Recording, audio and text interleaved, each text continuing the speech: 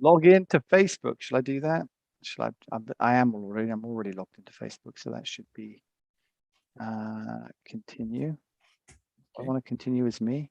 Who knows? Be right back. Network error.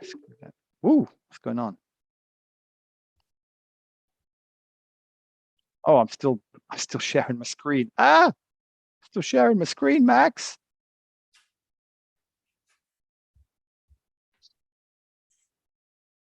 And Max has left the building, like Elvis. I wonder if Elvis ever did leave the building. Did we ever get to the bottom of that? Did Elvis ever leave the building? What? What? Yeah. Who? I said Max left the building, and then I wondered if Elvis ever did leave the building. Where did that saying come from? I don't know. Yeah. So we're live. I'm just going to go into the onto the tubes. Onto the pipes. Questions to the pipes. Chong Lee's writing a lot to us. Got a lot of questions, a lot of things to say. I can't. Why? I think he's on the beginning of the journey, and he stumbled across our channel, which is great. Oh dear. Great. Why? He doesn't know yet, Max. Don't tell him. Why? I know, right? I know. He doesn't know. He doesn't know what he doesn't. He doesn't know there's better stuff out there than us. All right. So how do I get into? Oh yeah, I'm on the tubes now. I don't know how I do anything here. There should be. We're live somewhere. I wonder if there's a button. We are live on the tube. We've been live for a while now on tube. Yeah, I know. Do I want to do anything? No. Should we talk about this thing then? I tell you what. Let's. What we're going to talk about today is the Mazzer Omega hand grinder, because it was recently announced. Kind of like all these things over COVID, it was kind of announced and then it was unannounced because no one could ship anything, and then they re-announced it and they kind of relaunched it. Mm-hmm. And so I heard about it, and I think I saw it at the Host Milano, and okay. I thought, Mazzer, yeah. I don't know if you had any experience with Mazzer, but my experience at the shop wasn't great. We had a Mazzer Super Jolly. I think it was the Super Jolly. Not really sure. Something. It wasn't jolly. That's all I can say. I wasn't jolly using it because it uses the stabby thing. What do you call that? Like, it's like a little pin. You have to put in a little to pull the wheel around. Yeah. It was like the worst design ever. I don't understand it. And when I was down at Peaberry Coffee, they had one, and I said, do you like that thing? Because that pin, you have to take it out, you lose it, and then you put it. She goes, no, I hate it. Everybody I know who's had one of those things has hated it. They go, great burst sets, great grinder, but that collar for adjusting the grind set is a nightmare. Nowadays they have stepless infinite screw that you can adjust, so you don't. I'm sure they've improved it. I'm sure they've improved it. Actually, they've come out with some really amazing looking commercial grinders. Consider that when that grinder was made for bars and places where set and forget.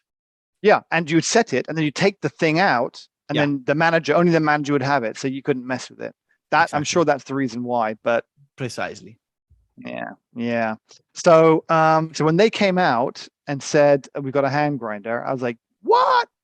Because I wasn't expecting that. And also, their home grinders have not had the best reputation.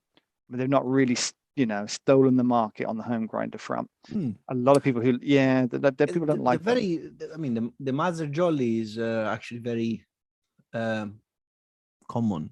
It's probably one of the most common modified ones, and actually they started modifying their own ones.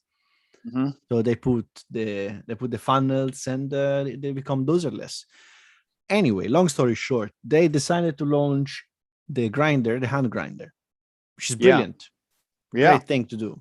But here's the thing: what shocked me was it looks amazing. It looks amazing.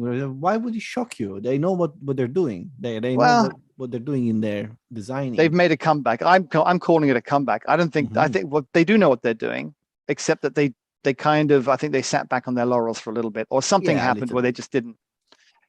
They didn't have really a product push the that envelope. works. Why do you want to change it? So because everybody else is improving. Yeah, well, this one is interesting for a number of reasons. Yeah, I like the fact that it's stainless steel, because being such a big company, they can actually do things in stainless steel properly, and that is something that I would go for straight away in a heartbeat. Right. Because the one thing I don't like of the 1Z Presso is that it's aluminum. Kind of. This does have some aluminum on it. It's not all stainless steel. Yes, the stainless steel's true. there for a reason. I looked at it and it looks solid. It looks proper, chunky. I absolutely love the way that they've done the adjustment at the top, which is very similar to the ones that Presso I have, which is brilliant. I adore that, because let's face it, the Comandante is silly. You have to open it, the bottom and the side, the clicks and things, and you have no idea where you're standing. These other ones you have at the top, you have a number. You have to zero your grinder every time you clean it, but anyway, once you zeroed it, you can decide where you are, and you can actually tell where you are. So if I'm making a pour over in the morning and in the afternoon I want an espresso, I can actually change between them.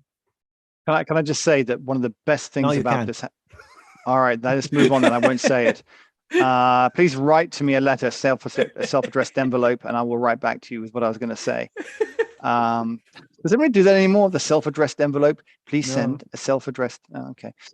I was going to say that actually the best thing about this grinder for me, the thing that really stood out to me, was that you don't have to re-zero it. It's apparently, once you've adjusted it, you can take it out, clean it, pull it apart.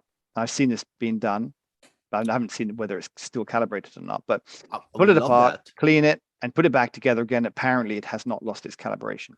That would be amazing. Game changer. Yeah, that would be fantastic, and it's something that it would make your life much easier. Because one of the big pain points in the grinder I have is that you have to re-zero it. Yeah. It's not a difficult thing, but it's a faff. Well, you lose coffee as well. I always feel I cry every time I lose some beans. I shed a tear. Why do you lose coffee? Well, because I always end up having to change the thing. So I'm putting some beans through, and I'm like, no, that's not right. Make a coffee. I'll make it a bit coarser. No, you can re-zero it. At least the one I have, the JX Pro. I have no flipping idea which one I have. Anyway, the one I have, you can actually re-zero it at the right number, and you're pretty much bang on. And you know that you're off of 1 or 2 clicks before once you put it back together. Yeah, so you still got to do 1 or 2 clicks. You've got to work it out. Yeah, but I know that for example, for espresso, I grind at 3 plus 3 clicks. If I'm off of 2 clicks, it's going to be of minus 2 clicks. I'm going to grind again for espresso at 3 plus 1 click instead of 3. I know, but you've lost a coffee in the meantime. That's what I'm saying. So I haven't, because when you read zero, you know where your zero is. Oh, okay. So you're saying, well, maybe I'm probably doing it wrong. Anyway, I love the fact that it maintains that. And that is brilliant. Yeah. So what else do you like? Tell me what you like and what you don't like? I like the shape. I like the fact that it's stainless steel. I like the fact that it's Mazzer. So I would expect a high-end product. I like the price. We're gonna read that's the okay, because you said, because the price is very interesting. Yeah. And that's pretty much it, because I haven't seen enough for me to make a decision or make an informed comment about it. The things I do not like are the fact that when they were presenting it in the video that you showed me, they did something dodgy, something fishy. Now, I do look at magicians and sleight of hand things. So when they go look at this over here and they're doing something over there? No, it's stuff like that. I do like it. So I do have a keen eye for that. One thing that I did not like is that when the guy finished grinding everything, they undid the bottom, and then the guy put the top away very flat and put it away on the table. Wow. I want to see what's underneath. I want to see the retention in that, because you know what? I normally spend about 30 seconds every morning scraping off all the grounds from that into my coffee, because that is retention anyway.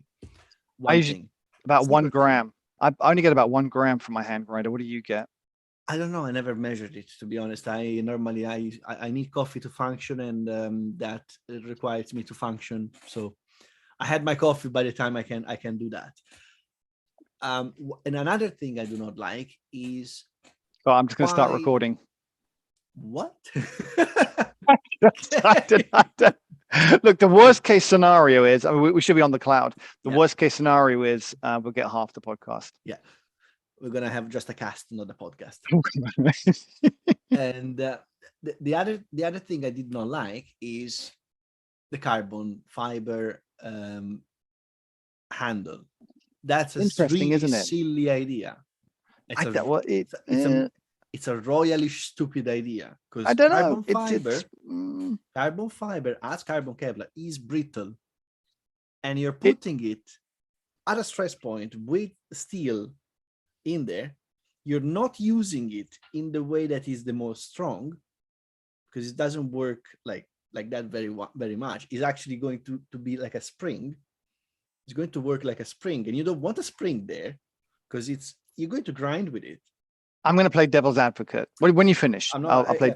And that thing comes off, which is great, because it comes off and it's actually very clean the way it comes off. Then you're going to have to store it next to your grinder.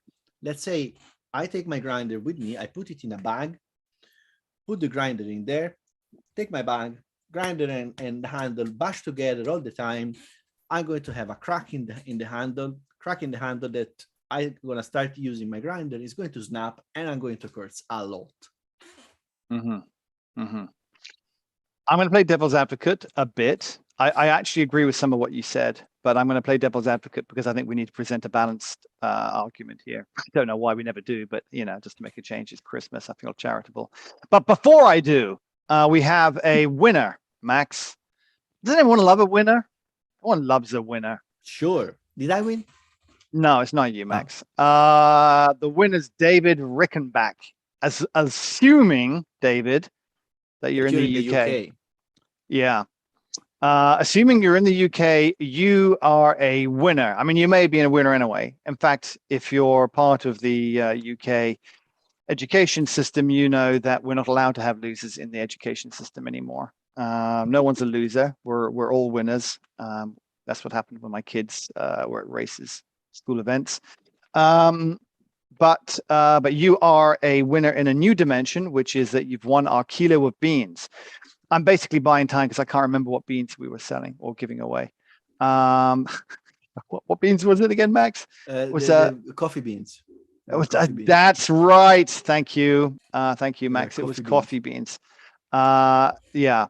So it was the Peaberry. Oh yeah, the Masenga, the Burundi.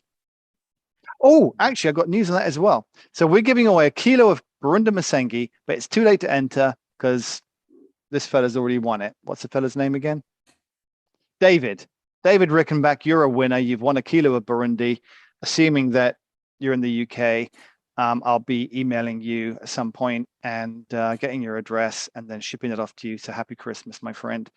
You're going to love those beans because they are actually freaking amazing. I really love that Masenga coffee from Burundi. And also it's from Burundi. You kind of feel a bit exotic, don't you, at Christmas time, drinking coffee from Burundi. You want to know something, Max? You want to know something interesting? Probably. Yeah, of course you do. I've done a deal. Done a deal for our viewers with Peaberry.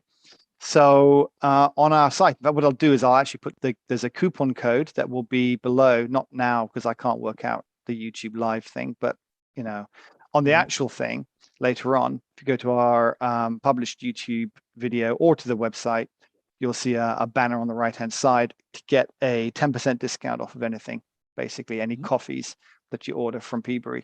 That includes you, Max, and me.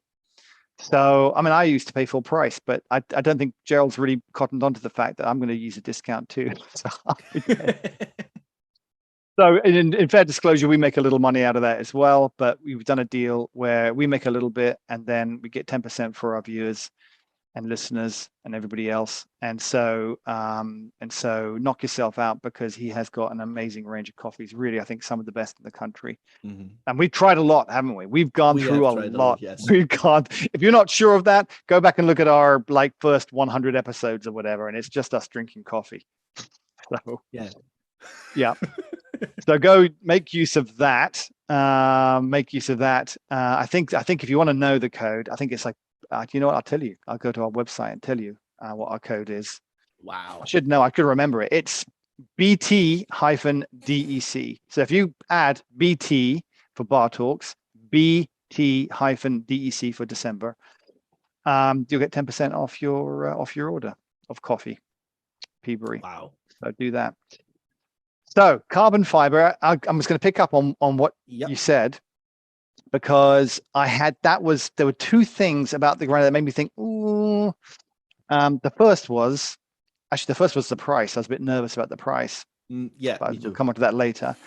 The second was, they talk about it being travel friendly, and you can take the handle off, and it's because it's magnetic. It uses, is it neodyme magnets? What is that? Neodymium magnets. Yeah, they're very strong magnets. Very good. It's a very. Are they strong? Are they okay? That's good to know. Extra strong, extremely strong. They're actually almost dangerous if they're big enough. Okay, right, fantastic. Oh, that's good to know, but here's the thing: like if you've ever used one of those tablet computers, we have a tablet with a pen on the side, and they say it's fantastic. With neodymium, that doesn't happen. I'm going to update my article, because we wrote an article about it on the Bar Talks website. And that was one of the things I said was a bit concerning, was because it always just, you put them in your bag and then the thing drops off and then you lose it eventually. Not with neodymium magnet. If you put it on the fridge, it's going to stick to the fridge, and also you'll never get it off. All of your cutlery is going to go on the fridge. Okay. Wow. Really I want one now. I don't even know what it's going to do for me. They're really strong magnets. Don't mess with them. You can actually demagnetize credit cards with those.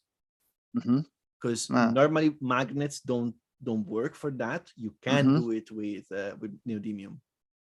Okay. Well, so they're very powerful magnets. Okay. Obviously, that depends on the size. Yeah, that's really interesting. I think that's part of the reason they chose some stainless steel to be in there as well. And some stainless steel to be in there as well, so that it's not going to stick to aluminium. Yes, but stainless steel, it depends on the percentage of carbon you have. It might not stick. They actually covered this, and they said it is a stainless steel that is meant for the magnet. Right. So obviously this thing, let me just turn that off. Excuse me, very unprofessional. And so there was that side of it. So like you can take the handle off, you can slap it to the side. It just makes it a very low profile and easy to carry around. One of the things that annoys me about my hand grinder, forget about traveling, just on the table, is that top bit just whirls around. You knock it, so you knock it over, or it's just whirling around and being in the way. So the idea that you can take it off and just snap it on the side and put it away somewhere. Actually, I really like that. A little bit worried about the magnetic sticking, but apparently that's not an issue, so that's fantastic. About the carbon fiber, though, so anybody who cycles, and I know I don't look like it, but I do actually cycle, knows about carbon fiber, and so studies carbon fiber, and because if you're into cycling, you have to do all of that. And the way carbon fiber is laid out, like it doesn't come out of a tube. You don't squeeze a bunch of carbon fiber out and make something. It's a cloth. It's a cloth, and you wrap things, and it, depending upon the way, I don't know, atoms or whatever are facing, you create tensile strength in different directions and different levels of tensile strength. So it's very light, but when you put this glue, it's not a glue, it's like a composite type thing with the cloth. Yeah, an epoxy resin with the cloth in a particular way and direction, you can make an incredibly strong and light and vibration absorbing material. But you are right about carbon fiber. It cracks, it falls apart. So the trade-off on a bicycle is if you crash it, like an aluminium bike, you pick it up and you keep going. On a carbon fiber bike, there's a much higher chance that you're going to get a crack in the frame. And then it's all over. If you crash it, you pick it up and you throw it in the bin. No, it's not always, but it's much more likely to. Particularly like the idea of having something that is very springy, because carbon fiber tubes are springy, very springy. You can make it very hard, obviously, but they will flex. It depends on the way you've made it. Again, yes, on a bicycle, you can make all sorts of things and all sorts of shapes, and I agree with you on that. But that's a bar; it's a round bar, so it will be springy to a point, to an extent, and that means that when you're grinding, you're actually generating momentum, elastic momentum. So I don't know. It doesn't feel right in my head. I would want to try it. I think we have to try it. We'll have to try it and see. I would really like to have also the option. Do you want the carbon fiber or do you want steel bar? I want the carbon fiber because I want all the toys and bells and whistles, and I want to see how it works. But having said that, the next thing I really like. So we've talked about the grind settings. Have we talked about grind settings? Talked about putting it back together and not having to adjust the grind settings. It is stepped grind. The click feel. They've actually talked about how important they've made that feel of the click. So if you're into is it horology, horotology, whatever it is, the watch horoscopy or horoscopy? No. If you're into watches, if you talk about, I was into watches for a while, and you go at one of the things is the dials. If you're into diving watches, the click. That's what they all talk about. Is how does the click feel when you turn it? Is it too stiff? Is it not stiff enough? Is it a satisfying feel? And I think they've taken something away from that. They talk about the satisfying feel of the clicks, and I was listening and watching them do it, and it actually did look good. Did look a bit impulsive. Yeah, anyway, it looked nice. So just the ratchet. No, it's not. It's better than that. And so that looked really nice. Attention to detail, engravings showing which is the very simple kind of iconography that shows with bigger arrows and smaller arrows which way to turn it, which is going to make it finer or coarser, which is great for me because it took me about 6 months to memorize my hand grinder settings. I didn't use it all the time, and I would always just forget and then try to remember again. Then I was like, clockwise is fine. That's what I know. Clockwise is fine. Clockwise is fine. And then I'd be like, wait, but is it my hand turn clockwise or did the thing go clock? And then I could never remember. I was kind of, I don't know. So they got little pictures for idiots like me that make it really simple, which is, I know it's a little thing, but I appreciate that. I really like that. And then here's the thing. So a lot of these, it's a conical burr grinder, obviously, but here, a lot of those hand grinders, they get the burrs off the shelf from some other company, don't they? I'm pretty sure I looked it up, and there's some manufacturer somewhere that you just buy the burrs from. Often, yes. And Mazzer makes their own. So they've made their own burrs to go with this, and you've got two. At this moment, you've got two types of burrs that you can opt for. One is a smooth burr, and one is a fast burr. So if you're a naturally endowed, muscular, athletic person like myself, who needs to prove his, testosterone masculinity to the world, you'll get the fast burrs. And then you take a lot of satisfaction when you give it to someone else to try that they can't turn the handle.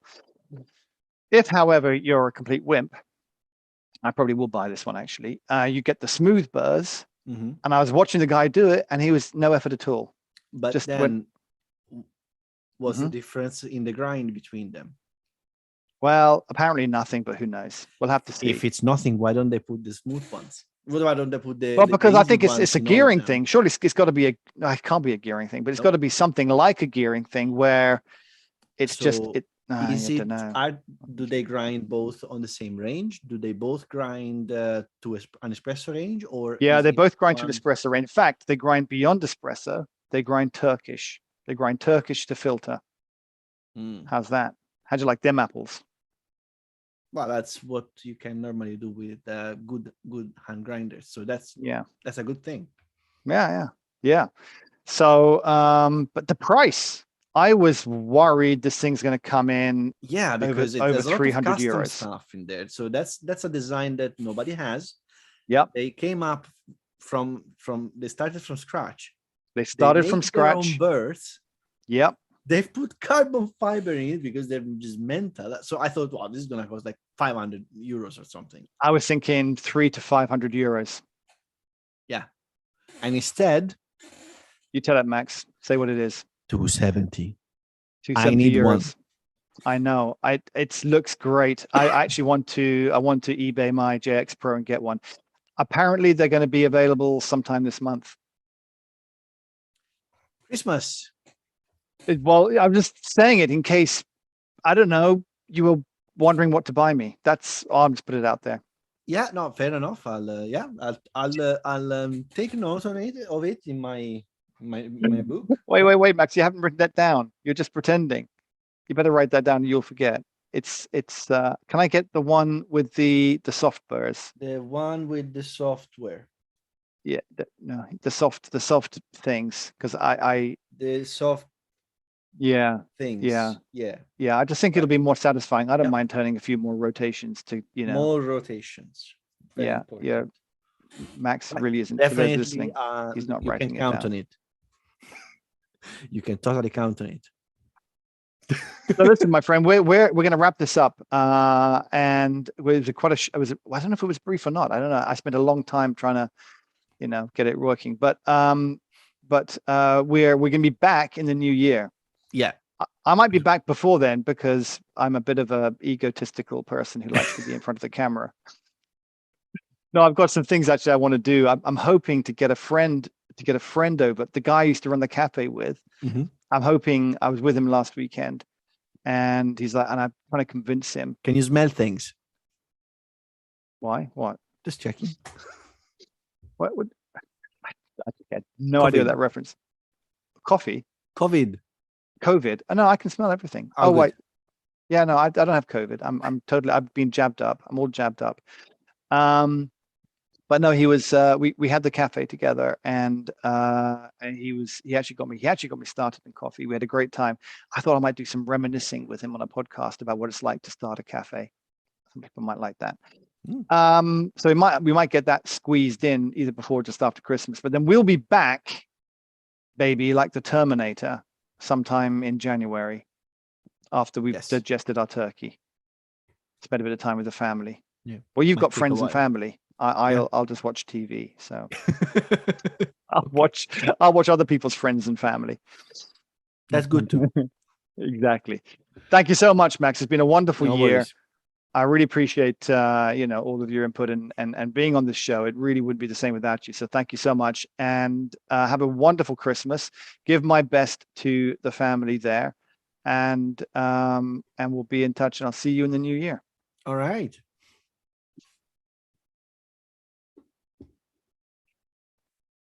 Wait, we're still live. Still live. I was about to raise a hand because I could react.